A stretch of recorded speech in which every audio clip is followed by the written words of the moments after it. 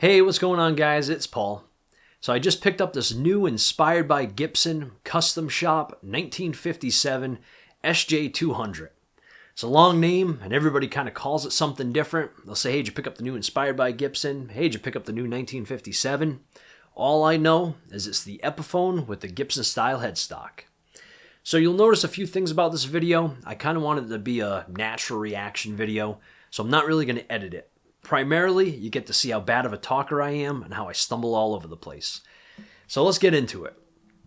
First, general appearance, how the guitar looks. From a distance, hanging up on the wall at the guitar store, outside on the guitar stand, taking some pictures and videos of it. Absolutely stunning guitar. I love it, and it definitely looks the part. For the finish, the matte, I'm not a fan of it. I got some plans. We'll talk about that coming up in the video. But, I could have definitely have done, not a gloss, but of course like a nitro finish or something like that on it. Well, I guess it would have been pretty high glossy. They could have done something else besides the matte. Let's just say that. Overall, build quality, I would say it's really nice. I could go on and on about how Epiphone throughout the years kind of was a hit or miss, in my eyes at least, and depends on the model you were buying. Casinos for the Korean-made ones, those were fantastic guitars, really well made. Quality-wise, you don't really see any imperfections anywhere. Whereas some of the newer Chinese casinos that are out right now, that have the all-brown back, I've seen about 4 different ones in person, and each one of them kind of had a major flaw, like a twisted neck or some real big issue.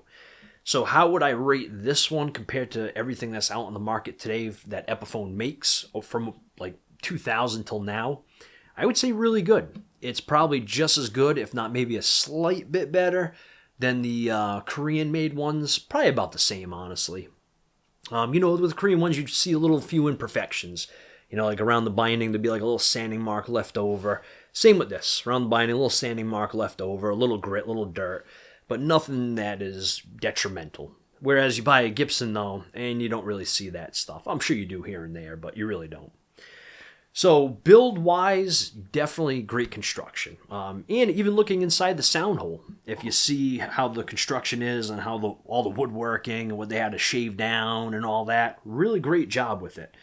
Even the pickguard, too. I know the real Gibsons, I guess these were all inlays, the actual little flower dots. On this one, I guess they hand-painted it, from what I've been told. Could be wrong, who knows, it could be a machine nowadays, but that's what I read, and it does kind of look hand-painted, which I think is pretty cool. It definitely has like dimension and depth, and I think they did a really great job with it compared to the ones that I see now on Epiphones, or I should say on the reissues, where it's kind of just like a laminated, sticker that they just put on the pickguard itself. And past that, it's the few little things that they could have done better. But, all in all, though, like I said, really is a beautiful guitar, and I love it. Build-wise, great. So let me run down a few things on what I have plans for this.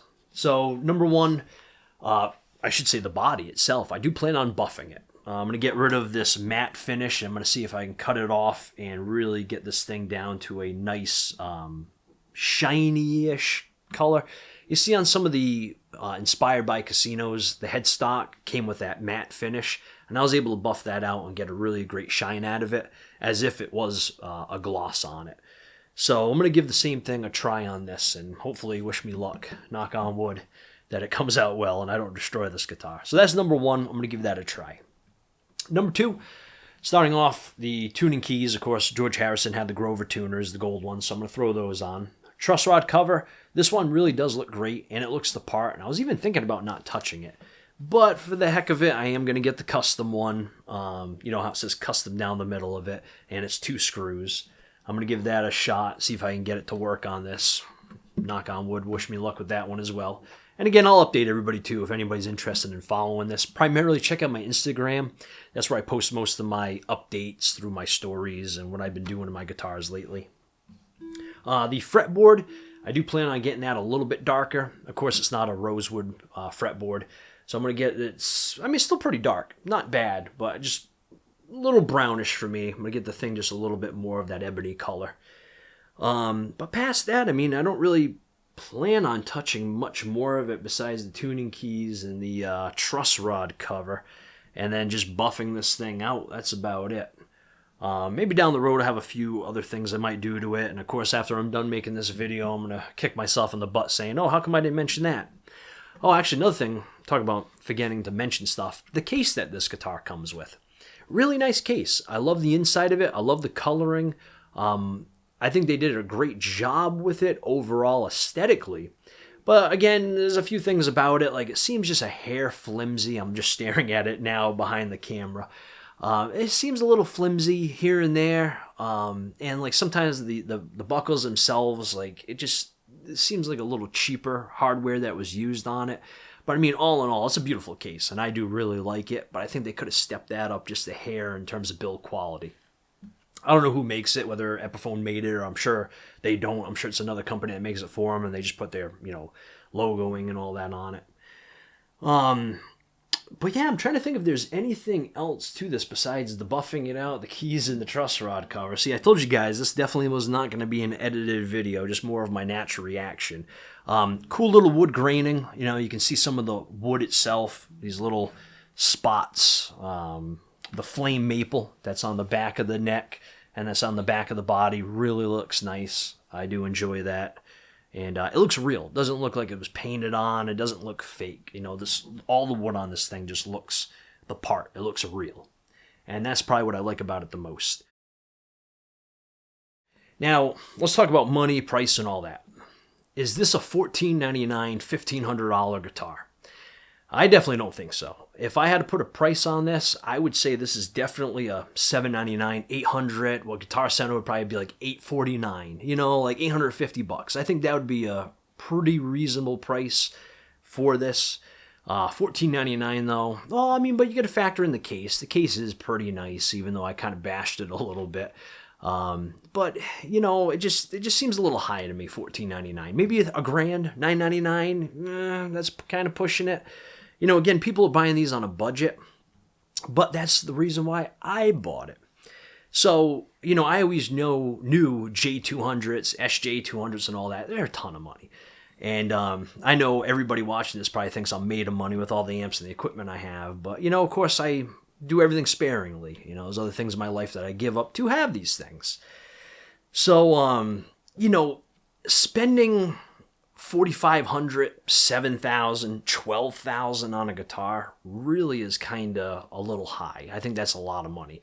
A J200 right now, where I bought this guitar, they had two J200s. They had a natural one, or one could have been SJ. I wasn't really paying attention. One was 4,200. They're both natural. 4,200, and the other one was 7,800. It's like I can't see myself spending that much money on this type of guitar. As you guys probably know from my channel and my equipment too, I primarily like the early Beatles stuff more. So to dish out that kind of money for a real Gibson, I just can't see 4 times the price that much. Also, the whole adjustable bridge thing, I don't really want to get into all of that because I can get really nutty and technical. But for me, it's the adjustable bridge. Unfortunately, Gibson custom shops and all the newer Gibsons that have ever come out do not have the adjustable bridge. It's like the ABR1 bridge or whatever it might be.